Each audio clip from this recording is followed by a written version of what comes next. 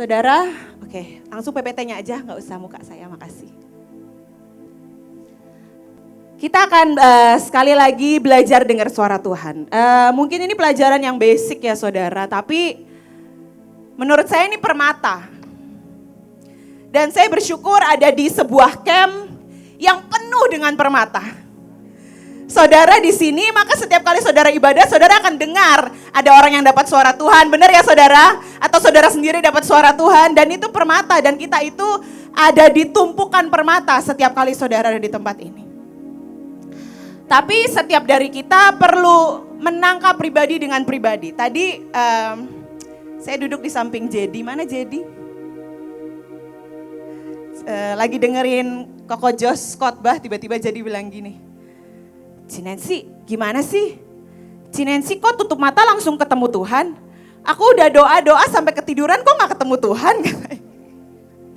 Ya udah abis ini jadi dengerin ya biar jadi ketemu Tuhan. Boleh sebelumnya saudara, PPT aja gak apa-apa, gak usah, ya makasih. Mendengar suaranya adalah kerinduan Tuhan buat setiap kita. Kerinduannya itu untuk bicara dan cerita. Tadi Ibu bilang Roh Kudus itu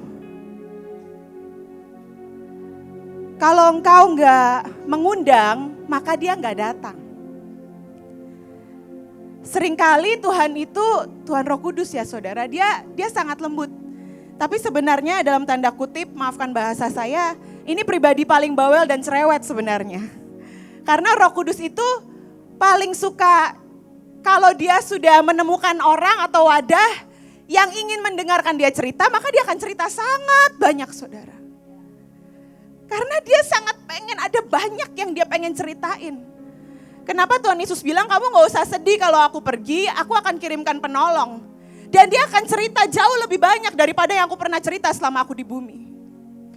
Dan dia akan cerita kepada kamu tentang hidupmu, tentang kerajaan surga, tentang keluargamu, tentang apapun, bahkan hal terrandom.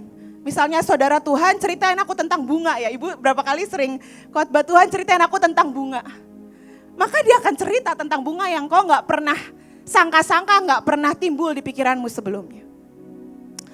Ayatnya di Ulangan 11 ayat 25-28 berkata, lihatlah aku memperhadapkan kepadamu pada hari ini berkat dan kutuk.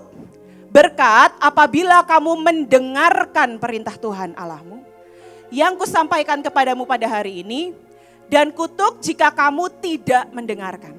Nanti ibu saya, Mami Coach akan bahas lebih jauh tentang kutuk ya saudara. Tapi permulaan dari kutuk adalah karena tidak mendengarkan. Nah saya berdoa hari ini mari tangkap yang jadi bagian saudara, permata yang menjadi bagianmu. Dan biar mulai hari ini gak ada lagi yang gini, aduh saya gak bisa dengar suara Tuhan. Semua bisa dengar suara Tuhan termasuk generasi Joel, anak-anak semua bisa dengar suara Tuhan. Ayo dengerin Gladys, siapa di sana yang belakang? Siapa itu? Oke, dengerin ya. Oke, yuk next. Kerinduannya itu selalu supaya kita mendengarkan suaranya. Itu dari perjanjian lama sampai perjanjian baru saudara. Dari awal sampai akhir di kitab Wahyu, bahkan waktu dia tulis Yohanes dapat pewahyuan tentang 7 jemaat. Berkali-kali setelah 1 jemaat maka ayatnya berkata, siapa bertelinga hendaklah ia mendengarkan apa yang dikatakan Roh kepada jemaat-jemaat.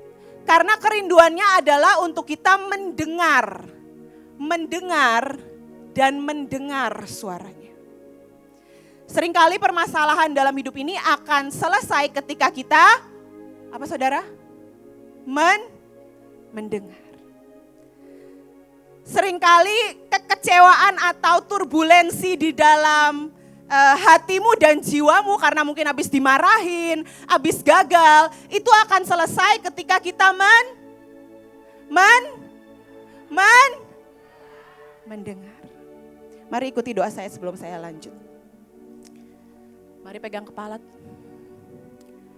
Tuhan Yesus, Bapa, Tuhan Roh Kudus, buat kami mengenal-Mu. buat kami mengenal pribadi-Mu, dan buat kami mengenal suara-Mu.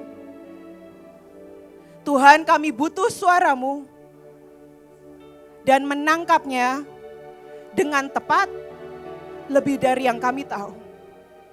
Mari Tuhan, bukakan satu lagi pengertian yang baru dalam hidup kami.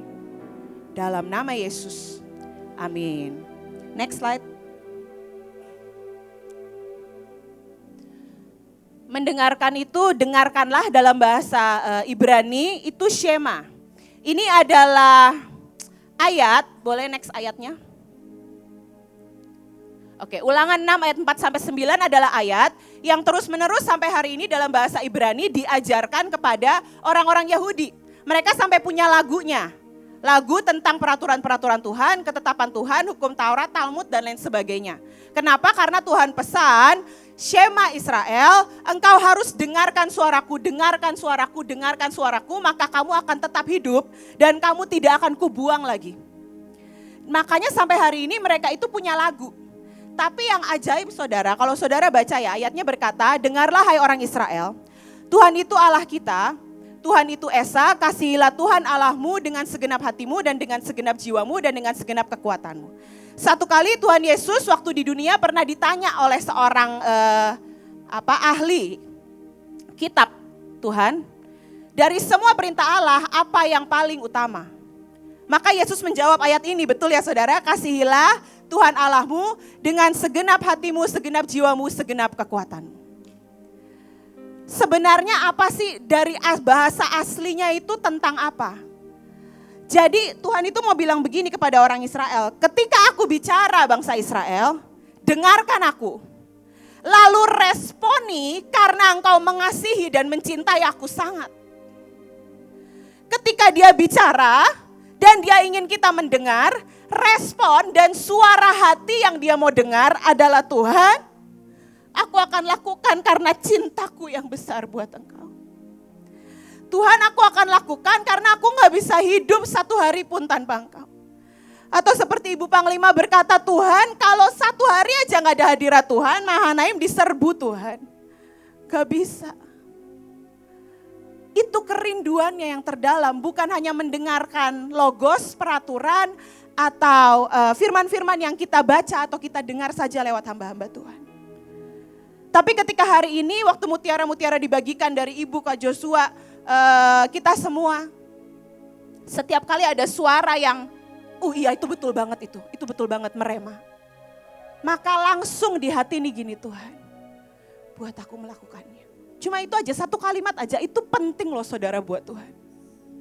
Dan itu akan mengerjakan yang ajaib dalam hidupmu.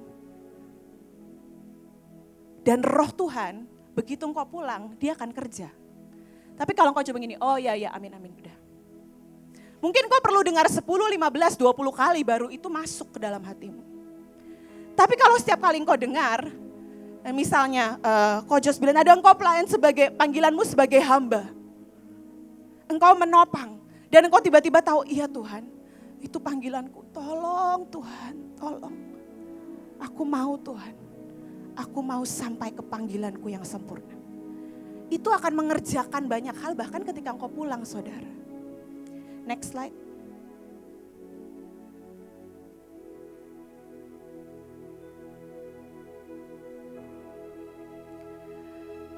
Ayatnya lagi yang lebih keren di ayat ini harusnya ayat ke-7 atau 8. Tadi dari Ulangan 6 tadi yang dengarkanlah hai Israel, Shema Israel. Ayat ke-7 atau ke-8 bilang begini, haruslah juga engkau mengikatkannya sebagai tanda pada tanganmu dan haruslah itu menjadi lambang di dahimu.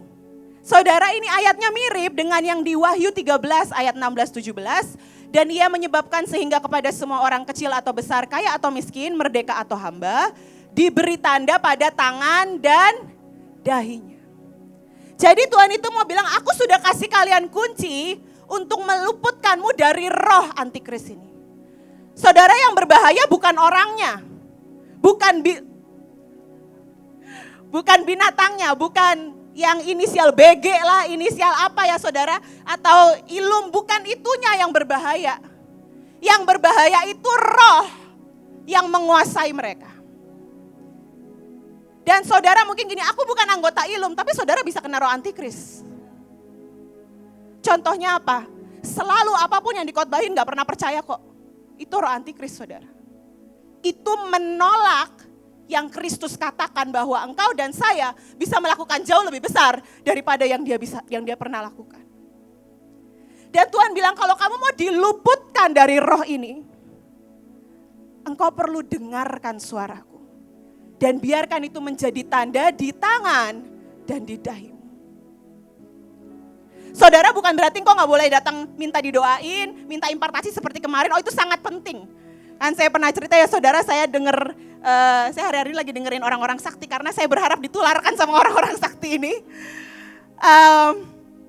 Saya cuma dengerin bahwa kamu harus bicara dengan roh, saya praktekin, bisa ternyata. Padahal cuma dengerin, gak yang berdoa 3 jam Tuhan sambar gitu, enggak saudara. Gara-gara dengerin dan saya praktekin. Nah saudara, engkau perlu, dari orang lain engkau perlu. Karena hendaklah engkau saling melayani kata Alkitab. Tapi engkau perlu fondasi yang kuat di dalammu. Engkau punya pengalaman mendengar suara Tuhan, melakukannya dan melihat keajaibannya, amin. Dan di situ engkau berkata, aku kenal suaranya. Jadi engkau mau ngomong apapun, aku akan ikuti suaranya. Next. Sekali lagi betapa pentingnya mendengarkan, karena Mazmur 81 ayat 9, 12-13 berkata, inilah hal yang membuat bangsa Israel jatuh. Ayat 9 berkata, dengarlah hai umatku, aku hendak memberi peringatan kepadamu hai Israel. Jika engkau mau mendengarkan aku. Tapi terus ayat 12 Tuhan bilang, tetapi umatku tidak mau mendengarkan suaraku. Jadi ayat 13 dia bilang, sebab itu aku membiarkan dia dalam kedegilan hatinya. Biarlah mereka berjalan mengikuti rencananya sendiri. Seringkali Roh Kudus itu saya ingat banget perkataan Kong Yusak yang beliau sering ulang berkali-kali. Tuhan Roh Kudus itu kalau ngomong maksimal cuma 3 kali. Sekali dia ngomong, kamu cuekin, dia akan ulang kedua kali. Begitu dia ulang kedua kali, kamu cuekin lagi, dia akan ulang ketiga kali. Ketiga kali kamu cuekin, dia akan mundur pelan-pelan. Dan dia gak akan bicara lagi, sampai hari engkau menyapanya lagi.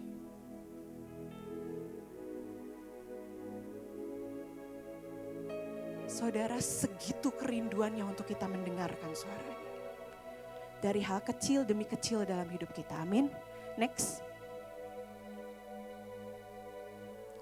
Oke, next aja. Oke, langsung ya saudara. Kunci mendengar suara Tuhan. Ada beberapa orang tanya sama saya gini. Saya pernah ngobrol sama Ibu SS, pasukannya Pak Fel Eliezer dan Bu Meke yang luar biasa ajaib. Pak Meke. Maaf. Pak Eliezer dan Bu Meke ini asalnya pendoa, betul ya? Pendoa militan. Dan mereka ini jadi pemimpin SS dan maintenance. Jadilah SS dan maintenance ini kerjanya doa terus saudara. Saya kalau ngobrol sama Ibu CS itu lucu-lucu lah mereka. Aduh kita gak berhenti-berhenti Ci. Doa pagi, siang, malam doa. Istirahat juga doa katanya. Terus yang paling kita nih suka ketakutan begini. Kalau abis kita doa, apalagi sama pemimpin. Maka nanti misalnya Pak Eliezer akan tanya, dapat apa tadi? Lalu kita mulai lihat-lihatan, dapat apa ya? Gak dapat apa-apa. Ya terus kita diomelin deh Ci sama Pak Eliezer katanya. Gimana sih kalian gak fokus ya doanya? Udah 1 jam nangis-nangis sama sih gak dapat apa-apa. Kenapa ya Ci katanya, itu gimana ya kita juga gak tahu mau ngomong apa, gak tahu. Saya bilang Bu, ini salah satu kunci, next dulu kuncinya. Oke, yang pertama, kunci mendengar suara Tuhan ini sebenarnya ada banyak ya saudara, ini cuma beberapa aja. Haus dan lapar akan Tuhan, ayatnya di Amos 8 ayat 11 ya, saudara bisa baca sendiri. Tapi yang pertama adalah kerinduan untuk mencari pribadinya. Tuhan Roh Kudus, aku mau kenal engkau siapa. Bapa, aku mau kenal. Tuhan, aku mau kenal engkau siapa. Ada beberapa orang tanya sama saya, Ci Nancy kok bisa dengar suara Tuhan sejelas itu sih, gimana caranya? Saya bingung kalau ditanya begitu saudara, kenapa begini? Tuhan itu membukakan telinga saya bukan karena saya minta karunia mendengar suara Tuhan. Tapi yang saya tahu hari itu umur 17 tahun, 15 tahun, saya lagi pengen tahu banget Tuhan itu siapa. Saya ingat banget hari itu di jam istirahat sekolah, saya masih SMP, jam istirahat sekolah loh saudara. Teman-teman lagi pada main, lagi ngobrol. Saya di tengah-tengah mereka lagi hahaha, saya cuma begini dalam hati. Tapi saya tahu itu roh Tuhan. Tuhan itu siapa ya? Dan hari itu saya ini sudah jadi anak coach yang luar biasa ini saudara. Yang kalau bisa Alkitab itu dimakan semua sama beliau. Kalau bisa setiap hari ke gereja, setiap hari beliau ke gereja pelayanan. Cinta Tuhan luar biasa, kerinduannya anak-anaknya semua cinta Tuhan. Saya sudah dibaptis Roh Kudus, saya sudah berapa kali ikut pelayanan, sudah ikut pelepasan kanan kiri. Kadang-kadang orang pelepasan saya ketawa, karena saya masih kecil. Jadi saya lihat mereka pelepasan, gitu saya ikut ketawa-tawa. Tapi hari itu tiba-tiba saya menyadari saya gak kenal Tuhan. Tuhan kau tuh siapa? Nah hari itu saya cuma bilang gini, Tuhan, kalau engkau memang ada, bayangin ya, ini anak coach, udah pelayanan doanya begini. Tuhan, kalau engkau memang ada, dan engkau segitu nyatanya, tolong temui aku dong Tuhan. Aku gak mau kenal engkau dari kata orang. Dan kalau engkau sangat nyata Tuhan, berarti aku gak cuma bisa dengar suaramu, aku bisa rasakan sentuhanmu. Karena orang nyata bisa disentuh. Orang nyata bisa dilihat. Orang nyata bisa diajak bicara. Saya cuma doa begitu, lalu saya main-main lagi sama teman-teman saya. Dalam hati. Sekian minggu atau bulan kemudian itu terus ngejer hati saya. Dan yang saya tahu, hari itu saya mulai cari perpustakaan mama saya. Mama saya itu dulu di rumah yang sudah jadi kawan bakaran saudara. Itu punya perpustakaan. Buku yang dia kumpulkan sejak beliau lahir baru, itu kerinduannya ngumpulin buku. Hari ini saya rada ketularan saudara. Padahal kadang-kadang gak dibaca selesai juga. Tapi senang ngumpulin buku. Karena pengen tahu banyak tentang Tuhan. Saya cari buku tentang keintiman dengan Tuhan. Saya cari buku tentang Roh Kudus. Saya cari buku tentang banyak hal. Dan saya mulai baca Alkitab dengan benar. Sebelumnya saya baca Alkitab tidak dengan benar. Saya mulai baca Alkitab dengan benar. Singkat cerita, mama saya pernah tanya ke saya sekian tahun yang lalu sebelumnya, Kak, kamu gak pengen dengar suara Tuhan? Hari itu saya cuma jawab, mau. Tapi gak sungguh-sungguh dari hati, mau karena supaya mami seneng. Jadi saya mau, tapi ya udah lupa. Hari itu tiba-tiba saya ingat pertanyaan mama saya dan saya gini, Tuhan, katanya Tuhan bisa bicara. Aku mau dengar dong suaramu. Hari itu saya mulai ajak ngobrol Tuhan saudara. Saya gak bisa dengar suara Tuhan, tapi saya terus ajak ngobrol. Tiap hari pulang sekolah ajak ngobrol, di mobil ajak ngobrol, di sekolah ajak ngobrol, di mana aja ajak ngobrol. Tuhan tadi tuh begini loh, Tuhan tadi teman-temanku kayak gini, Tuhan tadi aku begini. Sekian minggu kemudian, tiba-tiba satu hari saya lagi baca Alkitab. Karena mau ujian, saya kelas 12. Ada suara dorongan di hati. Itu salah satu cara Tuhan berbicara. Dorongan di hati. Buat saudara yang masih suka bingung. Doa. Saya gini, enggak orang lagi baca Alkitab, doanya nanti aja habis baca Alkitab. Ngomong lagi kedua kali doa. Enggak lagi baca Alkitab. Ketiga kali, lalu saya ingat khotbahnya Engkong Yusak. Kalau kamu cuekin kedua kali, dia akan ulang ketiga kali. Ketiga kali kamu cuekin, abis ini dia gak ngomong lagi gimana. Oh iya ya, nanti kalau Tuhan gak mau ngomong lagi gimana ya. Ya udah deh, akhirnya saya tuh di meja belajar saudara, saya gak berlutut, gak buka kaset atau CD rohani, saya gak dengerin lagu apapun, saya cuma tetap di meja sambil Alkitab masih terbuka dan saya cuma gini, Tuhan ngobrol yuk. Aku capek banget nih lagi ujian terus ulangan gak berhenti-berhenti karena saya sekolah di Penabur saudara. Jadi kalau udah mau ujian tuh ulangan setiap hari tuh 4-5 gak berhenti-berhenti. Jadi saya gini, Tuhan ceritanya curhat, Tuhan aduh capek banget, aku capek banget. Terus aku tuh cuma ngomong gitu. Terus saya bilang, sorry ya Tuhan, aku udah lama gak cerita. Aku pengen cerita lagi sama Tuhan. Dan tiba-tiba saudara ada satu pribadi masuk ke kamar saya. Saya sampai gak berani buka mata. Karena pribadi itu menjamah saya kira-kira setengah jam sampai 45 menit lah saudara. Dan sejak hari itu, Tuhan membukakan telinga saya untuk mendengarnya dengan jelas. Tapi bukan karena saya cuma pengen dengar suaranya. Karena saya pengen ketemu pribadinya. Seberapa dari engkau di tempat ini yang kau sangat-sangat ingin bertemu pribadinya yang kau belum pernah ketemu saudara. Kok aku gak pernah ya didatengin Tuhan di kamar kayak gitu.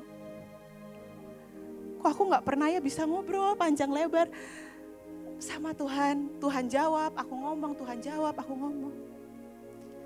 Hari ini kalau ini firman buat engkau. Yuk sambil saya khotbah lanjutkan. Ngobrol sama Tuhan yang ada di hatimu.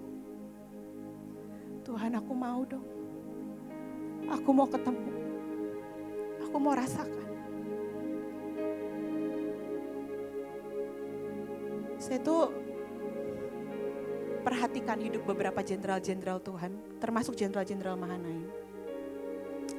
Saya tuh lihat ya kenapa Cirut, istilahnya kalau ibu bilang segawat itu, separah itu, kaleo, separah itu. Kok mereka itu jadi orang-orang yang sangat dekat dengan hadirat Tuhan dan saudara gak bisa pungkiri. Saya pernah tanya sama Cirut satu hari di mobil. Cirut, kan kamu dulu preman ya? Pemarah, pengen bunuh orang dan lain sebagainya. Apa sih yang membuat kamu pengen baca Alkitab itu? Atau pengen tahu Tuhan atau ke gereja itu apa? Kamu takut dosa atau gimana? Enggak. Aku tahu, aku nyari. Aku tahu ada sesuatu yang aku harus temukan dan aku belum pernah temukan. Makanya aku nyari dari satu hamba Tuhan ke hamba Tuhan lain, hamba Tuhan lain, hamba Tuhan lain. Karena aku nyari. Saya melihat dalam hidup Kaleo juga. Kenapa beliau sangat dekat dengan hadirat Tuhan? Karena yang di dalam ini gak pernah berhenti mencari pribadinya saudara. Bukan cuma tangan kesembuhannya, bukan cuma keajaiban yang dia bisa buat, bukan cuma pertolongannya, tapi pribadinya yang berkata Tuhan, asal kamu di sini sama aku aja, it's enough for me. It's enough. Satu patah kata dari Tuhan, itu akan mengubahkan hidup siapapun. Amin saudara. Saya ingat satu hari saya lagi pusing, lagi stres karena masalah di sekolah saya di Tangerang dan lain sebagainya. Dan saya coba buat tahan.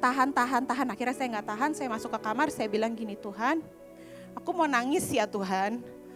Tolonglah biarkan aku keluarkan dan tumpahkan semua yang ada di sini supaya aku lega. Aku mau nangis ya Tuhan. Karena dulu saya punya sisi melankolis gini-gini ya saudara. Jadi dulu saya itu kalau udah capek, sedih, marah atau apapun, saya akan menangis dan saya lega. Ya gak sering sih, tapi kadang-kadang. Hari itu saya bilang, Tuhan, izinkan saya nangis. Aku gak bisa mikir Tuhan kalau kayak gini. Aku butuh berpikir dengan benar. Terus saya tuh udah duduk saudara, udah ambil posisi duduk gini di samping ranjang. Saya udah tutup mata. Terus udah ancang-ancang meneteskan air mata saudara. Tuhan gitu ya, udah posisi mau melegakan semua beban. Tiba-tiba saudara tahu gak? Saya lagi awal-awal mau nangis. Tuhan itu di sebelah sini saya, datengin saya. Ngelihat saya begini. Ngapain kamu nangis?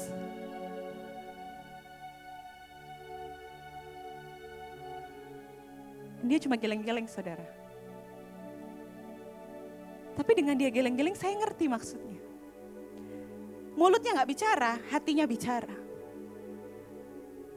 Kamu segitu gak percayanya aku bisa selesaikan masalahmu sampai kamu perlu nangis.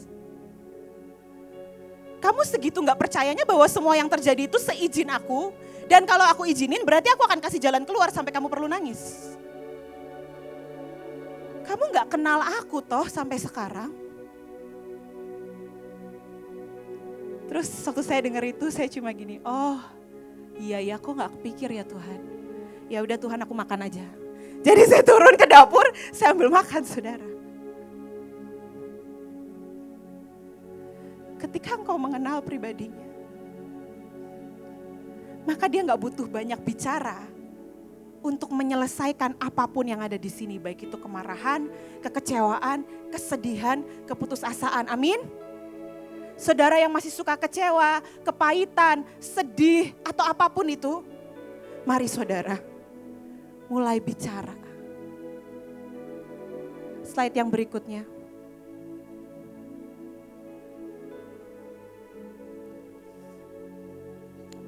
Slide yang berikutnya, next. Oke, sorry. Next.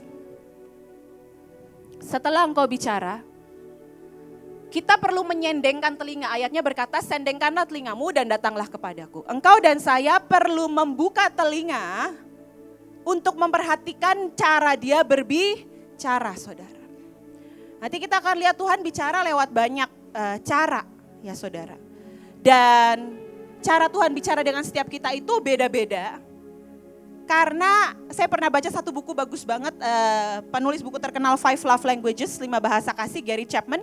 Dia pernah tulis buku yang lain artinya, judulnya begini, Tuhan bicara bahasa kasihmu. Dia akan bicara sesuai dengan bahasa kasihmu. Jadi kalau bahasa kasihmu give atau pemberian, seringkali ketika dia ingin melakukan sesuatu atau menyatakan cintanya kepadamu, dia akan tiba-tiba ngasih kamu barang lewat seseorang. Dan itu cara dia menyatakan cinta. Kalau bahasa kasihmu sentuhan, maka setiap kali dia mau menyatakan cintanya, dia akan banjiri kamu dengan hadiratnya sampai kamu gak tahan dan hatimu penuh dengan cinta. Kalau bahasa kasihmu kata-kata, maka tiba-tiba Tuhan itu waktu sedang menyatakan cintanya, dia akan bicara satu patah kata. Atau lewat orang lain tiba-tiba ngomong, saya doa dan Tuhan bilang begini, betapa engkau itu mutiara yang berharga, Bu. Ya, saudara langsung nangis. Karena itu bahasa kasihmu. Tapi setelah Tuhan bicara, kita itu perlu menyendengkan telinga, saudara. Artinya engkau dan saya perlu buka telinga, buka mata, buka hati untuk melihat kira-kira Tuhan bicara dengan cara apa. Next slide.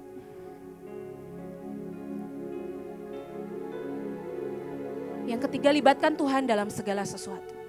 Yang ini saya belajar banyak banget dari Ibu Iin sejak saya sekolah, saudara.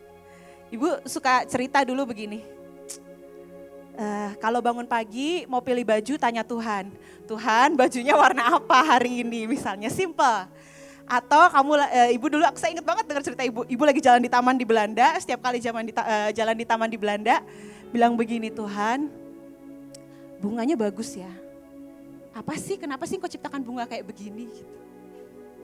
Itu hal-hal yang random yang mungkin buat orang gak penting. Tapi ketika kita melibatkan Tuhan dalam segala sesuatu, maka dia akan semakin sering berbicara dengan kita. Betul ya saudara? Ketika engkau punya teman, dan engkau sering banget ngajak dia ngobrol, kecuali temannya gak bisa ngomong, maka dia akan lebih sering cerita kepadamu. Nah Tuhan ya gitu saudara. Libatkan dia dalam segala sesuatu. Saya sering banget saya suka jalan-jalan. Saya suka ke mall, saya suka lihat-lihat, itu saya suka. Sambil lihat-lihat saya suka gini, Tuhan bagus ya. Duh diskon lagi Tuhan 70%. Beli boleh kali Tuhan ini. Boleh ya Tuhan. Dan itu lama-lama jadi kebiasaan. Sampai hari ini loh saya kalau mau beli barang, Tuhan murah, diskon, aduh ini keuntungannya luar biasa, ini penghematan ini, aku tidak merugikan uangmu. Boleh ya Tuhan aku beli? Enggak. Ya udah. Gak jadi. Kebiasaan. Lama-lama makin kenal. Kayak misalnya gini, aduh udah capek nih sebenarnya nih mau ikut doa isi cawan sama pasukan Depok. Aduh udah capek nih sebenarnya Tuhan. Aku gak usah ikut deh malam ini. Enggak, saya belum tanya Tuhan. Aduh gak usah ikut malam ini. Tiba-tiba langsung otomatis keinget. Tuhan, tapi boleh gak ikut? Ikutlah isi cawan. Kenapa sih cuma 2 jam? Kamu tuh cara pikirnya salah. Kamu pikir kalau kamu isi cawan, kamu doa, kamu mengerang dan semuanya kamu jadi capek. Salah, itu cara pikir salah. Kalau kamu ketemu aku, kamu akan jadi lebih seger tahu. Cara pikir kamu salah. Oh iya ya. Ya udah, datang lagi ke pasukan Depok. Langsung dikasih mic sama ya, Kostep jangan dong. Tapi asik saudara kalau dengar Tuhan tuh asik. Dan melibatkan dia dalam segala sesuatu. Tapi kita juga perlu atentif saudara. Kita perlu kenali cara dia berbicara. Dia bicara lewat banyak hal, mulai dari, next slide. Ya, Ayub 33 ayat 14 berkata, karena Allah berfirman dengan 1-2 cara tetapi orang tidak memperhatikannya. Nah seringkali yang saya temukan adalah banyak dari kita itu punya konsep Tuhan itu akan bicara seperti apa. Banyak orang menginginkan Tuhan itu bicara langsung dong, kayak sama Coach Iren, kayak sama ibu, kayak sama Bunita Deborah gitu. Misalnya langsung dong bicara sama saya. Nah saya aja belajar dengar suara Tuhan awalnya gak begitu saudara. Saya belajar dengar suara Tuhan awalnya saya minta tanda. Tuhan, saya nggak tahu cara dengar suara Tuhan, jadi aku minta tanda dong Tuhan. Waktu itu saya mau sekolah, mau pilih sekolah. Saya bilang gini, mau pilih sekolah SMA. Dulu saya di sekolah Katolik, terus saya itu mau pindah ke sekolah Kristen. Cuma saya itu diintimidasi sama teman-teman saya yang udah sekolah susah. Ntar lu stres, ntar lu nggak bisa. Udah deh, nggak usah kesana. Di sini aja kamu sudah ranking, sudah lain sebagainya, sudah bagus. Terus saya tuh nggak bisa dengar suara Tuhan, jadi saya minta tanda. Tuhan, kalau Tuhan mau aku sekolah di Penabur, maka 1, aku nggak mau ujian lebih dari 1 kali Tuhan. Karena kan ada 2 gelombang ya saudara, atau 3 gelombang untuk ujian. Kalau gelombang 1 aku nggak lulus, maka itu berarti Tuhan nggak mau aku ke sana. 2, berarti aku harus dapat potongan. Karena ada grade A, grade B, grade C itu dapat potongan. Kalau grade D ke bawah udah nggak dapat potongan. Untuk uang pangkal. Itu aja Tuhan aku minta tanda. Terus saya ujian saudara.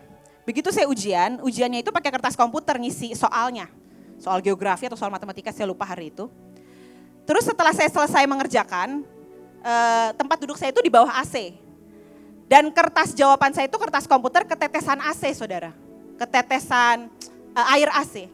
Saudara tahu kalau kertas komputer itu gak boleh ketetesan apapun, gak boleh lecek, gak boleh kotor, gak boleh kelipet. Karena gak bakal bisa dibaca jawaban saya, bener ya. Waktu itu ketetesan, terus saya sudah harus ngumpulin karena waktu sudah habis.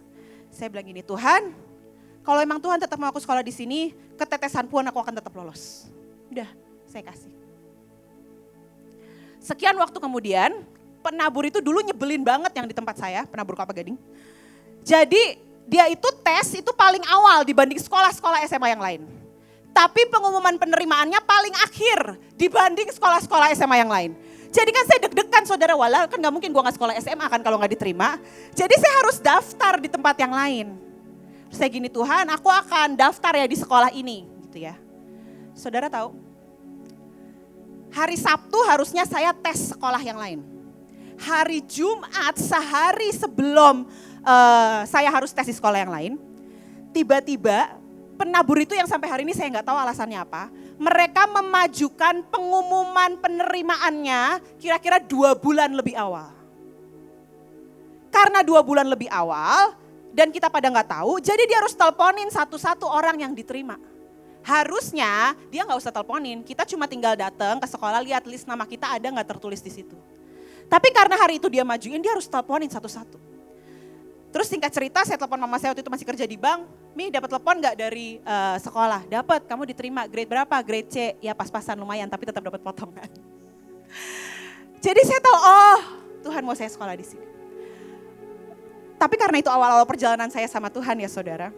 Maka biasanya kalau saudara baru awal-awal jalan sama Tuhan, Tuhan akan menyatakan banyak memanjakan hidupmu. Karena engkau belum dididik untuk tough, untuk tahan banting ya saudara. Nah hari itu karena saya baru mulai belajar jalan sama Tuhan, maka saya di sekolah penabur yang sekolahnya susah.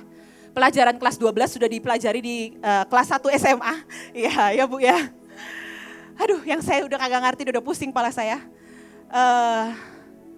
Kalau fisika itu kalau ulangan ya saudara, misalnya ada 10 soal, mereka akan taruh soal bonus. Siapa yang bisa isi soal bonus, kamu sudah benar semua pun, kamu akan dapat nilai 11. Nah itu penabur. Bisa ada nilai 11. Nilai itu maksimal gak 10, 11. Dan hari itu karena saya baru awal-awal jalan sama Tuhan, saudara. Saya tahu dia lagi memanjakan dengan luar biasa. Jadi saya belajar dengan cara apapun, belajar 1 jam atau setengah jam atau 3 jam, nilai saya selalu 9, 10, 11, 9, 10, 11, 9, 10, 11. Sampai teman-teman saya gini, otak lu terbuat dari apa sih? Lu dulu sekolah di mana sih? Tapi engkau kenali ketika itulah caranya. Cara dia ingin berhubungan dengan saudara. Apalagi ketika engkau melibatkan. Jadi kalau saudara ini, aduh aku gak bisa dengar suara Tuhan dengan jelas, dengan telingaku atau hatiku atau gimana. Gak apa-apa, latihan dulu saudara. Tapi biarkan itu jadi pengalamanmu dengan Tuhan. Tapi saya pernah punya anak murid gini. Minta tanda, oke, aku minta tanda dari Tuhan. Minta tandanya gini saudara. Kalau hari ini matahari cerah, maka berarti Tuhan menjawab doaku. Ya jangan gitu dong kalau minta tanda. Aku bilang. Ya jelaslah matahari cerah orang hari ini. Ramalan cuacanya cerah, ya jangan gitu kalau minta tanda gitu. Kalau kata Bu Yin, minta tanda tuh semustahil mungkin. Supaya kamu tahu itu dari Tuhan. Tapi sekali lagi atentif, kenali cara Tuhan bicara. Ayub 33 ayat 15-19. Ini jam berapa ya? Saya 10 menit, oke. Sudah di alarm sama coach.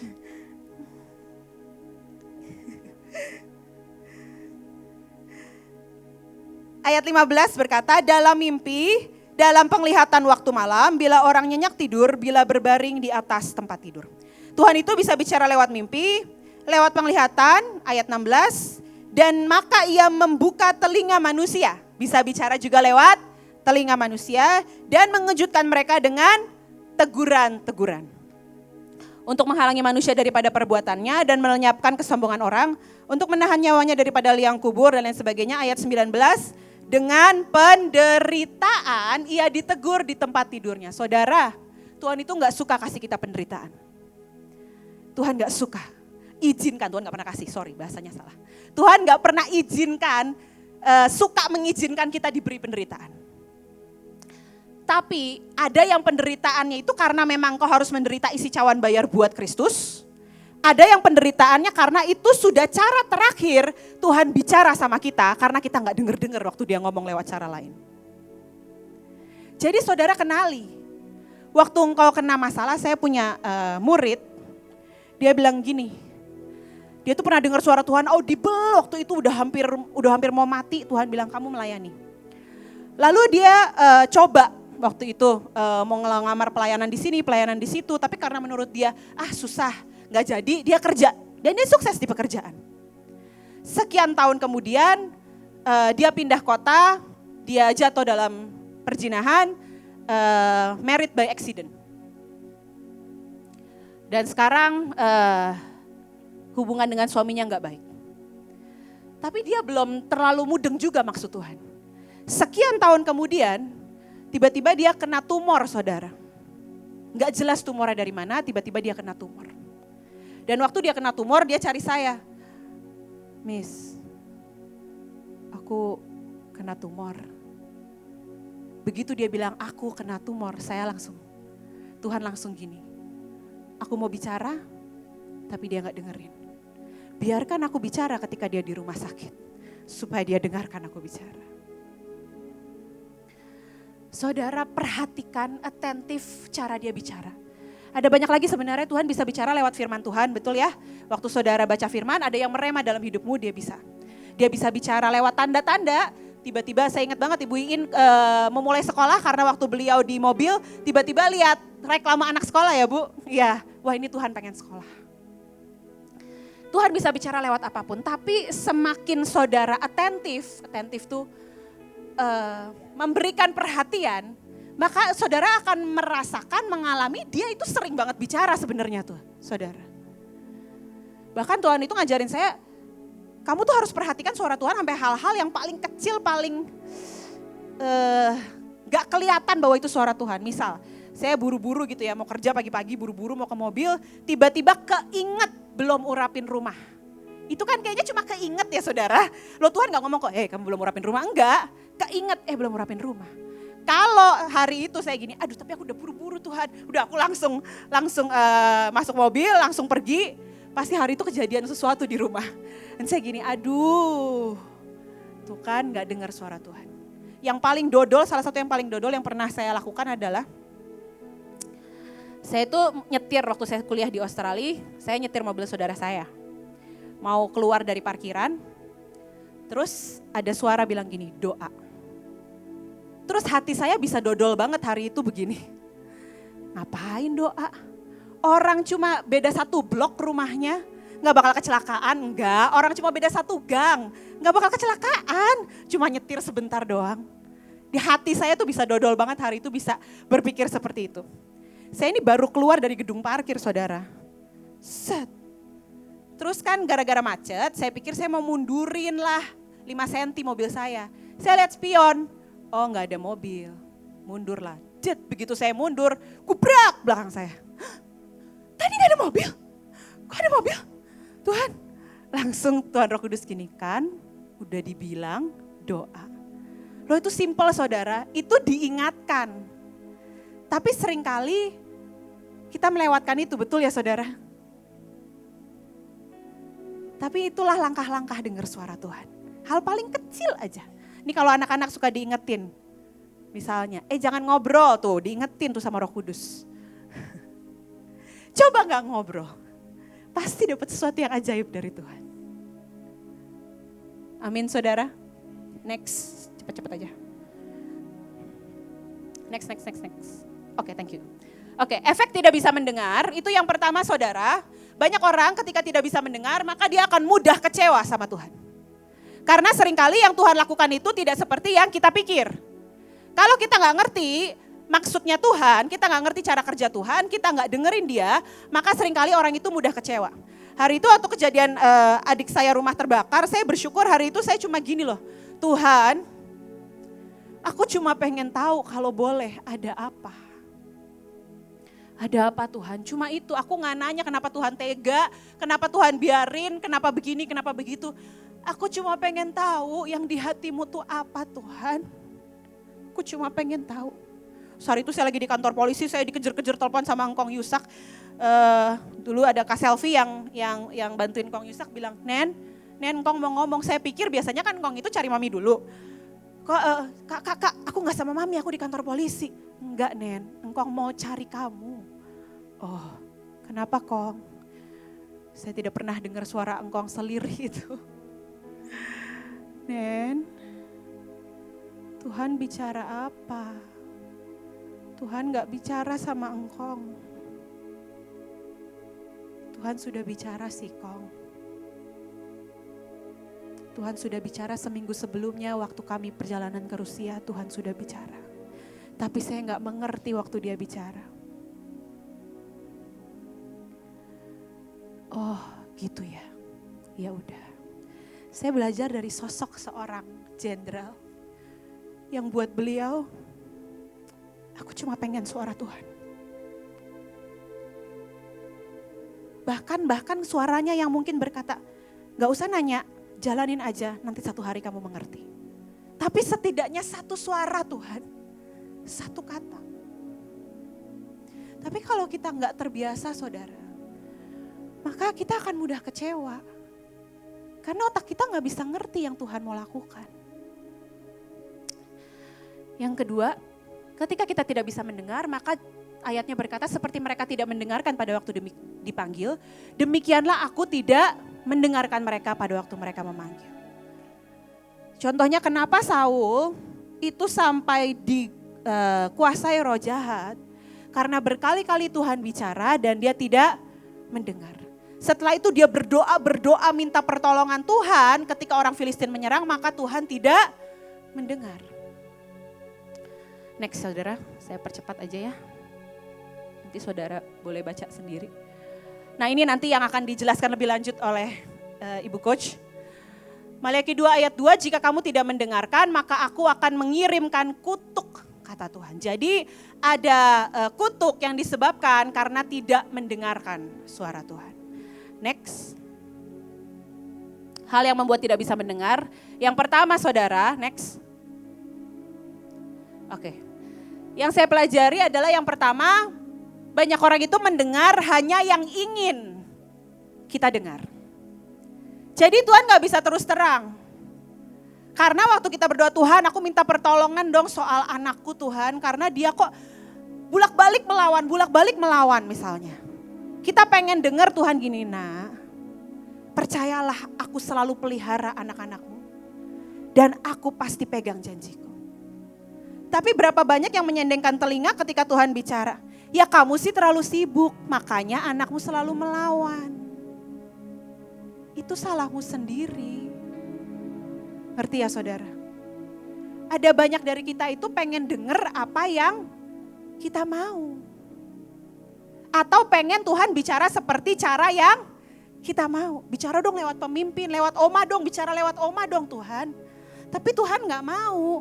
Tuhan maunya kamu tangkap sendiri, aku mau bicara lewat mimpi. Tangkap sendiri misalnya. Next.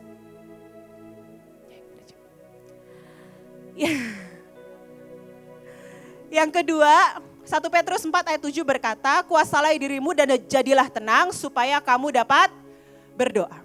Jadi seringkali yang membuat tidak bisa mendengar adalah karena jiwa kita restless saudara. Atau pikiran kita terlalu sibuk.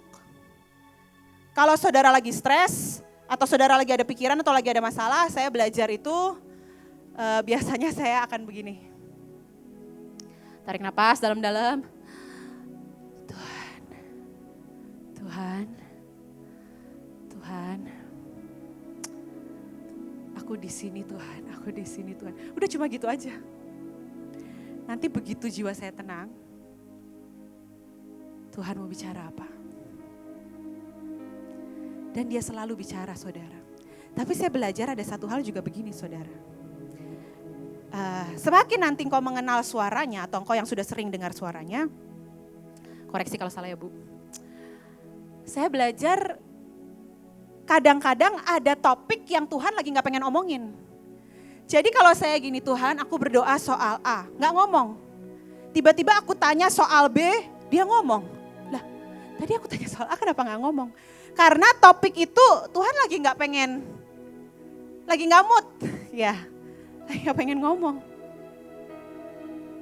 Dan sekali lagi mendengar suaranya adalah sebuah hasil dari kerinduan bertemu dengan pribadinya, amin. Sehingga ketika dia bicara atau tidak bicara seperti yang kita mau, maka gak ada satupun yang membuat kita kecewa, amin saudara.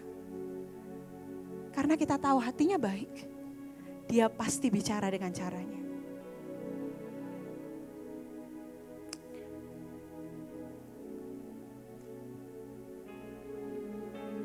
Kemarin saya isi cawan dengan Depok, Roh Kudus. Hari kita nyembah, tiba-tiba Tuhan Roh Kudus gini. Aku pengen jalan dengan kuasa. Aku pengen temui kalian di jalan. Tuhan itu salah satu panggilan pasukan Depok adalah ketika mereka menyentuh orang satu demi satu di jalan. Ya habis itu sih selesai doa banyak yang cerita, iya saya begini, saya bertobat, saya begini, saya bertobat, saya begini, saya bertobat.